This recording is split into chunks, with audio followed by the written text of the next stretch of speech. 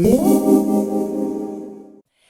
everybody, look who's kicking back with me right now. I've got Kade Ruotolo, who has got a fight coming up. This is an MMA fight, ladies and gentlemen. Really excited about this. It's going to be on June 8th at 1FC. So listen, this is going to be against Blake Cooper. It is in Bangkok. It's finally time for you to get to MMA. How good does this feel to make your debut? Oh, it's unbelievable. I can't even describe the feeling, honestly. It's something that's been so long overdue. It feels like I've been looking for this moment for what seems like a lifetime. So I'm so stoked it's finally coming. So that's interesting that you say it's overdue because I feel like anybody who's great at jiu-jitsu, a lot of MMA fanatics are like, okay, let's go, let's get our hands on him. So was this always the long-term plan then to get into MMA? For sure. I always Yeah. knew it was going to be like a bucket list type thing. There's Hmm. definitely a lot of things in jiu-jitsu that I wanted to accomplish first before making that transition. And it just kind of feels like there's no time like now. So yeah, finally Yeah. there. Yeah, I mean, you've achieved a lot. Winning ADCC at 19 is pretty amazing. Would you say that was your biggest accomplishment in grappling so far? I think it's safe to say that was probably definitely one of the main ones for sure. That ADCC Yeah. performance was definitely one of the best of my life. I surprised myself a bit in that one. To be honest with you, it was 4 fights, 4 submissions. It pretty much went as good as possible. Obviously, my one championship belt is also one that I hold dearly to me as well. And so yeah. So let's talk about that because I want to make sure people understand. So you are the submission grappling champion for one and the lightweight division. And now but when you signed on, basically you were like, hey, look, I kind of want to do both of these things. Right. Okay. Exactly. Yes. When we first initially signed, both my brother and I, we kind of wanted to keep the door open for MMA. We signed a 6 fight contract, and it was for both jiu-jitsu or MMA. Oh, okay. So we did the majority of them in jiu-jitsu, and now that I think that 6 fight contract's over with, we're on to the next one and starting it off with MMA. Okay. So the thing that everybody, it's the reverse thing, right? Of like, what is it? What do you punch every time you punch a belt, they go Yes. down Yeah. Every in time you make a degrees, right? black belt, a brown belt, one more punch, a purple belt. Exactly. Exactly, exactly. So people are going to try to beat the shit out of you. Let's just be honest. Yeah. Like, Oh, 100%. I know that. So, how do we ask this question? Like, how much time do you spend on defense? You know what I mean? Right. Yeah, this camp is it's been I've just been so pleased with my progression every single day. My Hmm. coaches, everyone around me has been super stoked on it. Like you said, people are coming to knock my head off my shoulders for sure. So especially me being the grappler, the jiu-jitsu guy, I imagine Yeah. everyone's gonna be really trying to take advantage of every fight starts on the feet, right? So I'm Hmm. sure every start of the match is gonna be probably the where a lot of the action starts, you can say, right? So Right. I've been training a lot, so much every single day on my striking, Hmm. sparring a lot too. I'm feeling super comfortable in the sparring rooms and offensively, defensively, everywhere. I'm feeling a lot more comfortable, and I love fighting. I think that's one thing that helps is that I didn't go into it like, oh, I gotta watch out for these things. It was I was absorbing everything and I wanted to learn everything. So I Yeah. love the martial art. I love fighting, and it's been going great. Well, especially too when people watch your style too. Anyway, even when you're in a grappling match, it's very aggro. You're very aggressive. You're very forward moving all the time. Anyway, so it's just that I do wonder for you when you obviously it's been a process that you've been doing for a while, but like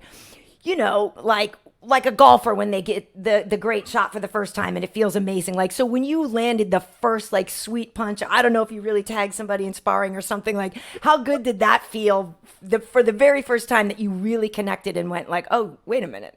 Wait a minute." Oh, yeah, exactly. That no, it was very satisfying. Definitely so feeling that you can't get in jiu-jitsu. It's definitely Yeah. choking people out, arm bars, all that stuff's great. But there's something about when a punch sinks to the liver and you drop someone with a body shot or something like that. It just definitely feels a little bit better. So yeah, I'm loving it.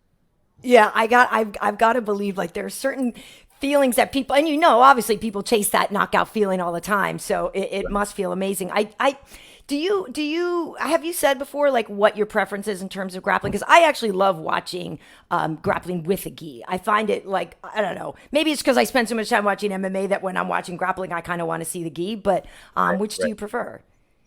So, personally, I prefer competing nogi, but I love both. I was just talking with Mighty Mouse the Yeah. other day, and it was interesting. The same theory. He was like, I think because he's so involved with MMA his whole life and watching Mm-hmm. the nogi scene, he's like, I just like to watch gi jiu-jitsu, to be honest. He's like, not that I don't like your guys' nogi, but every time I watch you guys in the gi, I'm definitely tuning in. So it was super cool to hear that. And I think that's pretty interesting. I think, like you said, a lot of people who've grown up watching MMA, things like that, tend to kind of have a little bit more love for the gi, or it's a little bit newer, right? So you kind of Yeah. learning a lot more throughout the way, for sure. I think it's too. I think part of it too is, I guess, to me, it kind of looks more like what would happen if you got in a fight outside a bar or something. I like the manipulation of the clothes. I like, I like how you could see how frustrating it is sometimes. Like, you just let go of my goddamn collar. Like, just, but yeah, but I don't know. I love it. I love it. But obviously Nogi is going to help you a lot more in MMA. So that is the things. How much has it helped you all along this whole, having your brother be there for you, for the ride the whole time? How much has that helped you? Yep, I say it all the time. My brother and I both. There's no way we'd be where we're at today without Mm-hmm. each other. It's I always tell people, if you don't have a twin brother, then you got to find a best friend that loves the same thing, and you guys got to bounce off each other like that. A teammate, whatever. And I think that's super important for everybody. Wherever you're at, if you're at a gym, it's really important to have a strong bond with someone there that you guys are always kind of in a close level, so you guys are always kind of doing this. Mm-hmm. That's just the way my brother and I have always been our entire lives. And yeah, without this, I think we probably would have just been slowly climbing, right? So yeah, Right. mandatory. Nice. And he's gonna do MMA as well, right? 100%. Yeah. We'll Nice. see after ADCC. That's his next really big priority. And then after that, probably towards the end of this year, I'm sure he'll be making his debut. Cool. Well, I got to Yeah. say it because you and Tye are like my brothers from another mother. We got to talk about Exactly. this. So my mom is Jamaican and my dad was half white and half black. How did you end up with this fabulous hair? What's your mix? So to be entirely honest, I only know my mother's side. So my mom had me on Hawaii when I was Okay. with my brother, obviously, when we were groms, and we moved from there when we were maybe 2, 3 years old. So Yeah. I know for sure Italian, Puerto Rican. Those are like I think the Mhm. Puerto Ricans for sure, where the curls and Yeah. stuff come to. And honestly, who knows what else, Yeah, what else? So That's what it's like my 23andMe. I did it a long time ago, and it was like all right. kinds of European this and that, and then all this. But it's I gotta fabulous. But do you, it. yeah, it's good now. But you're gonna, when you're doing jujitsu, I know a lot of time you have it out, but in MMA, they're probably gonna make you braid it up, right? Right. It's funny you say that. Yeah, we've been going back and forth about that because obviously my entire Hmm. life I've trained, I've competed with this hair out. And, Pat, from, my sensei from over to Nori, he's the man. He's always like, no, you got to braid it, dude. Every punch is going to look like a big shot. I'm like, even a jab, I'm like, that's a good point. But at the same time, my other coach Tyler, he's all, man, is it gonna matter? You're gonna start this guy, So, I got both sides. I don't even Right. know what to do at this point. We'll see what ends up happening. Yeah, it's tricky because I feel like with Alex Caceres, I would say that it's like the closest comparison right now. And yeah, a lot of time he has his hair out and it's flowing and it looks amazing. But you're right, like it recoils and like does more to make You it all look like, yeah. see those little, yeah, exactly. Right. Well, and I know a lot of time people too. Also, they talk about like the fact that when it's wet or with it, like either it helps with grip or it doesn't help with grip when you're in certain situations. So that's also, or if it's in somebody's hair, like I don't know, They might make you pull it We'll back. see. We'll see. Yeah, that's Yeah. a great. I honestly didn't even look into it. I imagine I can fight like this, but who knows? Maybe they, like you said, maybe they'll force it, and then we'll have to do some cornrows or something. Yeah, yeah. Either way, I'm sure it'll be awesome. All right. So how, like, ideally, I know a lot of people obviously would love to see you get some sick submission or something like that. But like in your head, what are you hoping for in this MMA match? I mean, obviously, I know you would love to win, but even if it didn't go your way, like, is there something that you can do in this MMA match that you'll feel like, okay, a sense of accomplishment?